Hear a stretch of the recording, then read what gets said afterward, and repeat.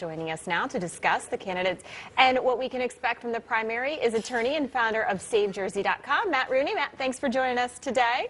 Thanks for having me. Great to be here. Of course. All right, big day. Let's talk about New Jersey, because New Jersey's got a couple of problems, and I know that you're running on saying you're going to save New Jersey. Talk to us about what you would do. Well, look, I mean, SaveJersey.com launched 13 years ago, and sometimes I think we're not making a ton of progress, but it's so important not just for New Jersey to get itself together, but also for the nation. Don't forget, if you're wondering why New Jersey's primary today is important, every time the nation gets back on track politically, it starts here. In 1993, Christine Todd Whitman's victory preceded the 94 Newt Gingrich revolution. When Chris Christie won in 2009, what happened the next year? It was the Tea Party revolution. So this is where the resistance to Joe Biden's agenda can start. It needs to begin with holding Phil Murphy accountable. What do you think needs to be done to save New Jersey? Oh, where to start? In New Jersey, we have extremely powerful teachers' unions, to just start. So the first thing I would do is I definitely think Scott Walker had the right idea. Collective bargaining for a public sector union is an inherent conflict of interest. The NJ has too much power.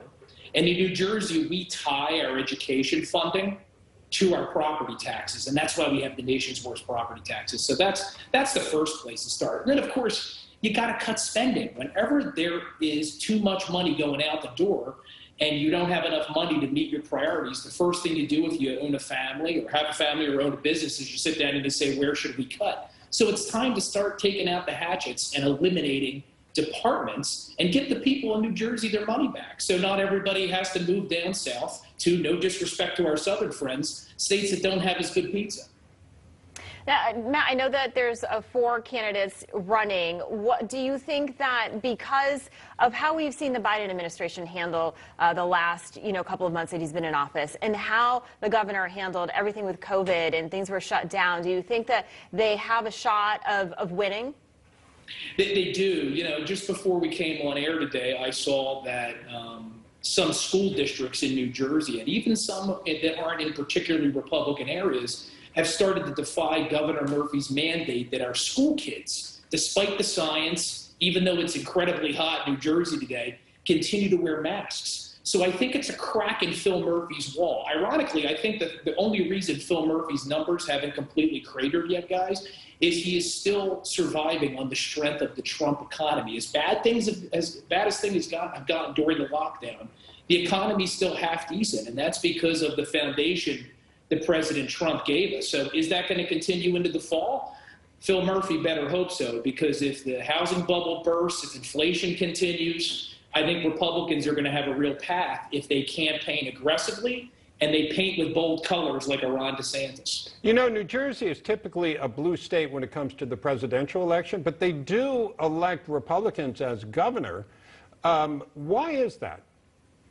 Well, we kind of have a contrarian streak here in New Jersey. You know that whether or not you have a loved one here, or maybe you just stopped at one of our rest stops on the turnpike on the way through. But yeah, it's true. We actually, despite how blue our politics is in federal elections, we haven't reelected a Democrat governor since the 1970s. I think it's because ultimately the ideas of someone like Phil Murphy sound good to a segment of the population on paper, but when they're actually put into practice, it doesn't end so well. Businesses leave, families suffer, grandparents have to retire far away from their grandkids. It just doesn't work. So I think the people in New Jersey this year may very well finally put their feet down and declare, you know what? As much as we'd love to have some palm trees along the Jersey Shore, we don't want to be California. We want to be New Jersey. Yeah.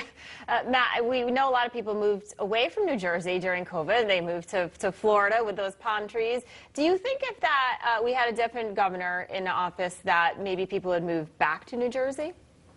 Oh, sure. Because, look, as much as even those of us that are from New Jersey dump on our state because of all the things that are wrong with it, where else do you have access to 2 of our country's greatest cities? I mean, the liberals are doing everything they can to destroy Philadelphia and New York, but they're still 2 of the greatest cities in the world. You have beaches. You actually have some more mountainous areas up in the northwest. You've got some beautiful suburbs. And, of course, the food. You can't forget the food. I'm sitting down right now, but you can't tell. I eat very healthily. So there's so much to love about this state, and that's candidly the only reason I think we didn't get killed in the census, because people don't want to have to leave their home. They're willing to fight for it. Yeah, and I'll tell you one word for people to stay in New Jersey, 2 words: cut taxes, because they're really crazy. So, Matt, good luck today. It's not complicated. Yeah. Yes. And Matt, I said you were running. You're not running. I apologize. I read my notes too fast. You guys know how this goes. Sometimes it feels that way, because sometimes we're the ones making these arguments. But hopefully somebody else picks up the banner and can defeat Phil Murphy this year. Fair enough. Thank you, Matt. Take care. Thanks for having me. You bet. Matt Rooney.